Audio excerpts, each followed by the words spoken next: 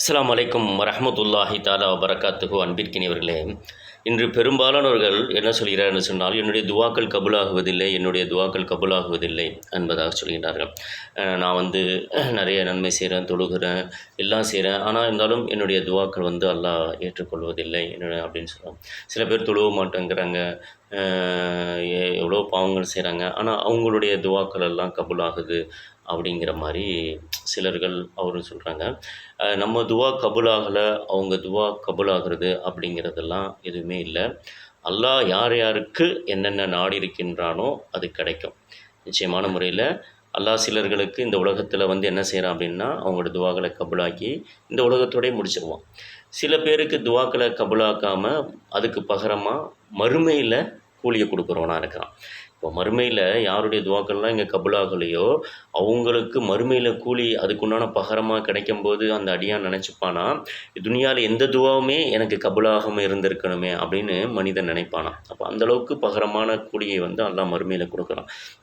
இப்போது துவா கபூலாகுது, துவா கபூலாகலை அப்படிங்கிறது வேறு பிரச்சனை. அது அல்லாஹ்வுடைய நாட்டம். அதுக்கு உண்டான பகரம் ஒன்று நமக்கு இந்த உலகத்தில் கிடைக்கும், இல்லைன்னா அது மறுமையில் கிடைக்கும். சில விஷயங்கள் நாம் புரிஞ்சிக்கணும். சில துவாக்களை நாம் கேட்குறோம், அதில் நமக்கு நம்ம நன்மை இருக்குன்னு நினச்சி கேட்குறோம், அப்படி தானே?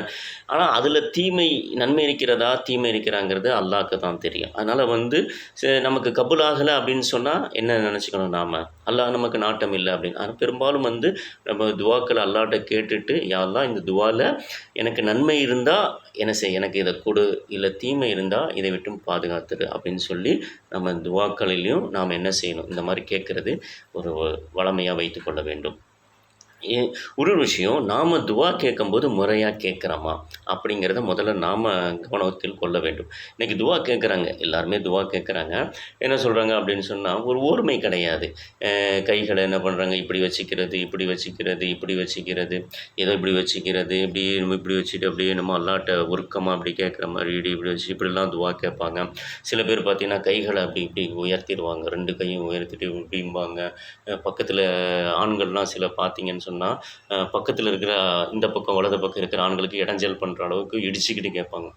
அதாவது அவங்களுக்குடையதையும் சேர்த்து வலது பக்கம் இடது பக்கம் இருக்கக்கூடியவங்களையும் சேர்த்து இவங்க வாங்கிக்கணும் அப்படிங்கிற எண்ணத்தில் கைகளெல்லாம் இப்படியெல்லாம் உயர்த்தி ரொம்ப ஒரு பில்டப்லாம் பண்ணி துவா கேட்பாங்க. சில பெண்களும் அந்த மாதிரி கேட்குறத நான் பார்த்துருக்கிறேன். இதெல்லாம் ஒரு பக்கமாக இருந்தாலும் துவா கேட்குகின்ற பொழுது நாம் கைகளை என்ன செய்யணும்னு சொன்னால், கல்புக்கு நேராகவோ இல்லை அப்படி உயர்த்தியோ வைத்து என்ன செய்ய வேண்டும், கைகளை அப்படி வச்சு அழகான முறையில் அல்லாஹ்கிட்ட என்ன கேட்குறோம், நாம் அல்லாஹ்கிட்ட பிச்சை கேட்கின்றோம். யாசகம் கேட்கும்போது ஒருத்தர் நம்மள்கிட்ட யாசகம் கேட்குறான்னு வைங்களேன், யோ 10 ரூபா குடியா, 5 ரூபா குடியா, சாப்பாடு இருந்தால் போடியா அப்படின்னு சொன்னால் நாம் கொடுப்போமா? போடான்ருவோம். போயா வேலையை பார்த்துட்டு போமா அப்படின்னு சொல்லிடுவோம். அப்போது நம்மள்கிட்ட பணிவாக கேட்கும்போது, அம்மா எனக்கு ஏதாவது தர்மம் செய்யுங்க, எனக்கு உதவி செய்யுங்க அப்படின்னு சொல்லி பணிவாக கேட்கும்போது நாம் என்ன செய்வோம் அப்படின்னு சொன்னால், நம்ம இறக்கப்பட்டு அவங்களுக்கு கொடுப்போம். அவங்க கேட்குற அந்த பணிவு, அந்த தோரணையிலே நமக்கு கொடுக்கணும், அப்படி 5 ரூபா கொடுக்குறதுல 10 ரூபா கொடுக்கணுங்கிற அந்த ஒரு எண்ணம் வந்துடும் அவங்க தோணி. அப்போ அந்த மாதிரி அல்லாஹ் இடத்துல நாம் பணிவாக மன ஊர்மையாக வைத்து கண்ணீரை சிந்தி அல்லாஹ்விடத்தில் நாம் பிச்சை கேட்கின்ற பொழுது அந்த மாதிரி கேட்கணும் துவாக்களை. இன்றைக்கி யார் அந்த மாதிரி கேட்குறாங்க சொல்லுங்க பார்ப்போம். துவா கேட்டுகிட்டே இருக்கும்போது ஃபோன் வரும், ஃபோன் அட்டன் பண்ணி இந்த தொழுதுட்டுருக்கேன், இந்த துவா தொழுதுட்டு துவா செஞ்சிட்ருக்கேம்மா, இந்த வந்துடுறேன் நீ வந்துரு அப்படிங்கிறது. இல்லை ஃபோன் வரும்போது கட் பண்ணி விடுறது, இல்லை ஆன் பண்ணிவிட்டு இந்த ஃபோன் வந்திருக்குப்பா என்னன்னு கேளு அப்படின்னு சொல்லி துவா கேட்டுகிட்டே இருப்பாங்க, பேசுவாங்க. துவா கேட்டுகிட்டே இருப்பாங்க, பதில் சொல்லிகிட்டே இருப்பாங்க. இப்போ இந்த மாதிரியெல்லாம் துவா கேட்டால் எப்படி அல்லாஹ் ஏற்றுக்கொள்வான்? சாதாரணமாக ஒரு பெரிய அதிகாரியோ, ஒரு அரசு அதிகாரிகள் அல்லது அரசியல் அதிகாரிகளை நாம் ஒரு இடத்துக்கு பார்க்க போகிறோன்னா அவங்க முன்னாடி நாம் எப்படி இருப்போம்? ஃபோன் பேசிட்டு கால் மேல் கால் போட்டு உட்காந்துக்கிட்டு பேசிட்டு சிரிச்சிட்டு ஃபோனில் பார்த்துட்டு இதெல்லாம் இருந்தால் அவங்க ஏற்றுப்பாங்களா? அப்போ அங்கே நாம் என்ன செய்வோம்னா, பணிவாக ஃபோன்லாம் சைலன்ஸில் போட்டுட்டு அமைதியான முறையில் கண்ணியமான முறையில் அமைதியாக உட்காந்துருப்போம். அப்போது சாதாரண மனிதர்களுக்கே இந்த பயமும் இந்த மரியாதையும் இந்த தாழ்வு இந்த பணிவும் இருக்கின்ற பொழுது நம்மையெல்லாம் படைத்த இரட்சகன், நம்மையும் இந்த உலகத்தையும் படைத்து பரிபாலிக்கக்கூடிய அந்த இரட்சகனிடத்தில், அல்லாஹ்விடத்தில் நாம் கேட்கின்ற பொழுது நம்முடைய பணிவு எப்படி இருக்க வேண்டும், நம்முடைய எண்ணம் எப்படி இருக்க வேண்டும், நம்முடைய செயல்பாடுகள் எப்படி இருக்க வேண்டும் என்பதை நாம் முதலில் சிந்திக்க வேண்டும். இப்படியெல்லாம் நம்ம இருந்துட்டு நம்ம சொன்னோம்னா, நான் துவா கபூல் ஆகலைன்னு சொன்னோன்னா சரிங்கலாம். நம்முடைய துவா கேட்குற முறையிலேயே 1000 குளறுபடிகள், 1000 தவறுகள் இருக்கின்ற பொழுது எப்படி நம் துவாவை அல்லாஹ் ஏற்றுக்கொள்வான்? இதனால் யோசித்து பார்க்கணும். பெரும்பாலும் நமக்கு ஒரு கஷ்டம் நம்ம அப்படின்னு சொன்னால், நம்ம துவா கேட்குறோம் அப்படின்னு சொன்னால், ஒரு யாசின் சூறா ஓதியோ, தபாரக்கு, வாக்கியா போன்ற சூறாக்களை ஓதி, அல்ஹம்து சூரா, குல் ஹுவல்லாஹ் சூரா 3 முறை, குரபில் ஃபலக் குரபின் நாஸ் சூறாக்களை ஓதி துவா செய்யணும். இல்லை அதுக்கு நேரம் இல்லை, இப்போ நம்ம தொழுதுட்டு துவா செய்கிறோம் அப்படின்னு சொன்னால் கூட தொழுகையை முடிச்சுட்டு தஸ்பீஹாத்துக்கெல்லாம் ஓதிட்டு, சுப்ஹான் அல்ஹம்துலில்லாஹ் அல்லாஹ் அக்பர் லா இலாஹ இல்லல்லாஹ் ஓதிட்டு, அல்ஹம் சூரா, குல் ஹுவல்லாஹ் சூரா 3 முறை, குரபில் ஃபலக் குரபின் நாஸ் ஓதிட்டு என்ன செய்யலாம்? துவா ஓதும்போது முதல்ல சலாத்துகள், அல்லாஹும்ம ஸல்லி அலா சய்யிதினா நபீனா மௌலானா முஹம்மதின் வஅலா ஆலி சய்யிதினா முஹம்மதின் வபாரிக் சலாத்து ஓதணும். அதே போல் குர்ஆனில் இருக்கக்கூடிய ரப்பனா துவாக்கள், எத்தனையோ ரப்பனா துவாக்கள் இருக்கிறது. ரப்பனா ஆத்தினா ஃபித் துன்யா ஹஸனத்தம் ஃபில் ஆখিরাতি ஹஸனத்தம் வகினா அஸாபன்னார், ரப்பனா தக்கப்பல் மின்னா, இந்த மாதிரி துவாக்களில் இருக்கிறீங்களா, ரப்பனா ஆத்தினா ஃபித் துன்யா, எத்தனையோ ரப்பனா துவாக்கள் இருக்கும். இந்த மாதிரி துவாக்களை என்ன செய்யணும்னா, ஒரு 2 துவாக்களை நமக்கு தெரிஞ்ச அந்த ரப்பனா துவாக்களில் 2 ஓதிட்டு என்ன செய்யணும்? ஃபஸ்ட்டு சலாத்து ஓதுகிறோம், அப்புறம் 2 ரப்பனா ஓதுகிறோம். ஓதிட்டு நாம் அதுக்கடுத்து என்ன செய்யணும் அப்படின்னா, துவா கேட்கின்ற பொழுது உலக மக்களுடைய ஹிதாயத்துக்காக கேட்கணும். உலகத்தில் வாழ்கின்ற எல்லா மக்களுக்கும் அல்லாஹ் ஹிதாயத்தை கொடு, நேர்வழி கொடு, ஈமானை கொடு அப்படின்னு அவங்களுக்காக துவா செய்யணும்.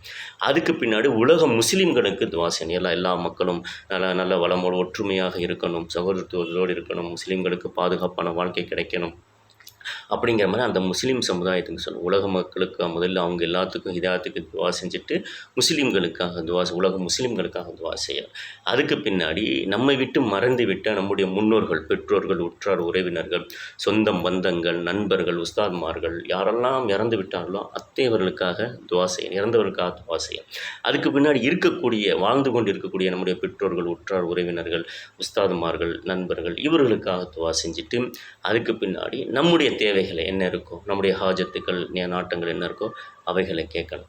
கேட்டதுக்கு பின்னாடி கடைசியாக நம்மளோட மட்டும் முடிச்சிடாமல் அதுக்கு பின்னாடி நம்முடைய கியாமத்து நாள் வரக்கூடிய நம்ம சந்ததியினருக்கும் துவா செய்யணும். அவர்களுக்கும் நம்மளுடைய சந்ததியினர்கள் ஈமானோடு வாழணும், ஒழுக்கமுள்ளவர்களாக இருக்கணும் அப்படின்னு சொல்லி நம்முடைய பின்வரக்கூடிய சமுதாயம் கியாமத்து நாள் வரை எங்களுக்கு பின்னால் வரக்கூடிய அந்த சமுதாயம், நாம் ஈமானோடு இருக்கிறோம், நம்முடைய பின்வரக்கூடிய சமுதாயம் ஈமானை விட்டு தவறி விட்டாங்கன்னா என்ன செய்வீங்க? அப்போ நம்மளோட அது முடிஞ்சிருதில்ல. அப்போ அவங்களும் ஈமானோடு வருகின்ற பொழுது தானே நமக்கு அதில் பலன்களுக்கும், நாளை நாம் பெரிய ஒரு நம்முடைய உம்மத்துகள், நபி ஸல்லல்லாஹு அலைஹி வஸல்லம் உம்மத்தாக இருக்கக்கூடிய நம்முடைய சந்ததியினரோட பெரும் திரளாக நாம் இறைவனுக்கு முன்னால் நிற்போம் அல்லவா? அப்போது நம்முடைய பின்வர அந்த சமுதாயத்திற்கும் நாம் என்ன செய்யணும்? ஈமானுக்காகவும் நல்ல கூட்டத்தில் சேர்வதற்காகவும் சொர்க்கத்திற்காகவும் துவா செய்யணும். அப்போ நம்ம துவாக்களில் நம்மை விட்டு மறந்து விட்ட அந்த சென்ற காலமும் இருக்க வேண்டும், நிகழ்காலமும் இருக்க வேண்டும், வருங்காலமும் இருக்க வேண்டும். நம்ம விட்டு மறந்து விட்டவங்களுக்காக துவா செய்யணும், வாழ்ந்து கொண்டிருக்கவங்களாம் துவா செய்யணும், இனி வாழ போகிறவங்களுக்காகவும் துவா செய்யணும். துவா செஞ்சுட்டு மறுபடியும் ரப்பனா ஆத்தினா ஃபில், ஏதாச்சும் குர்ஆனில் இருக்குல்ல ரப்பனா துவா, இல்லை ஏதாச்சும் ஒரு 2 துவாவை ஓதிட்டு என்ன செய்யணும்? மறுபடியும் ஸல்லல்லாஹு தஆலா வஸல்லம் அலா ஹைரின் சையிதினா முஹம்மதின் வ ஆலிஹி வஸல்லம் சலாத்து ஓதி முடிச்சுட்டு ஸல்லல்லாஹு அலா முஹம்மது ஸல்லல்லாஹு அலைஹி வஸல்லம் ஸல்லல்லாஹு அலா ஸல்லல்லாஹு அலைஹி வஸல்லம் ஸல்லல்லாஹு முஹம்மது யா ரப்பி ஸல்லி அலைஹி வஸல்லம்னு சொல்லி இந்த மாதிரி சலாத்துக்களை ஓதி நாம் என்ன செய்யணும்? துவாக்களை நிறைவு செய்யணும். இந்த மாதிரி துவாக்களை எத்தனை பேர் கேட்குறாங்க? யோசனை பண்ணி பாருங்கள். இந்த மாதிரி துவாக்களை நான் துவா செய்கிறேன் அப்படின்னு நீங்கள் யாராச்சும் யோசனை, யாருமே எதுவுமே கேட்குறதில்ல. சும்மா ஏதாச்சும் ஒன்று ஓதிட்டு எல்லா இடத்துல தொழுதுட்டு யாரெல்லாம் எனக்கு அதை கொடு இதை கொடு, இந்த நிகழ்காலம் மட்டும்தான், இன்றைக்கி என்ன தேவை இருக்கோ அதை மட்டும் கொடுத்துரு, அந்த மாதிரி கேட்டுட்டு அதோடு விட்டுறோம். நம்ம முன்னோர்களையும் மறந்துடுறோம், பின்வரக்கூடியவர்களையும் மறந்துடுறோம். இப்படியெல்லாம் நம் துவாக்கள் இருக்கிறனால தான் அது அல்லாஹ் ஏற்றுக்கொள்கின்றானா ஏற்றுக்கொள்ளவில்லை என்று நம்ம தெரியவில்லை. எனவே கண்ணியமிக்கவர்களே, அல்லாஹ்வின் நல்லடியார்களே, துவா செய்கின்ற போது இதுபோடு ஒழுக்கத்தோடு இந்த மாதிரி தேவைகளோடு எல்லோருக்காகவும் துவா செய்துவிட்டு நம்மளுடைய தேவைகளை கேட்கின்ற போது நிச்சயமாக ரப்பு தரக்கூடியவனாக இருக்கின்றான்.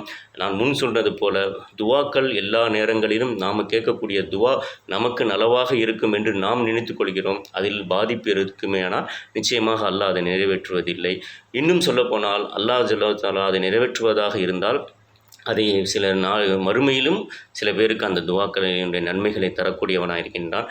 எதுவாக இருந்தாலும் அல்லாஹ்விடத்தில் கேட்பது நம் கடமை. கேட்பது நம் கடமை. எப்பொழுதும் அல்லாஹ்விடத்தில் நிராசையாகி விடக்கூடாது. நாம் கேட்கக்கூடிய துவாக்களை, ஹலாலான துவாக்களை கேட்டுக்கொண்டே இருக்க வேண்டும். நிச்சயமாக அது இன்று இந்த உலகத்தில் நமக்கு கிடைக்கவில்லை என்றாலும் சொன்னாலும் மறுமையிலே அதற்கு பகரமாக, பல மடங்கு பகரமாக அது திருப்பி நமக்கு கிடைக்கக்கூடியதாக இருக்கிறது. எனவே இது போன்று துவாக்களை ஓதுகின்ற பொழுது, கேட்கின்ற பொழுது இந்த போன்ற முறைகளை நாம் துவா செய்வோம். எல்லாம் வல்ல அல்லாஹ் ஜல்ல ஷானஹு வ தஆலா நம்முடைய துவாக்களை கபூலாக்கி வைப்பானாக. நம்முடைய இம்மையிலும் மறுமையிலும் வெற்றியை தருவானாக. அஸ்ஸலாமு அலைக்கும் வரஹ்மத்துல்லாஹி தஆலா வ பரகாத்துஹு.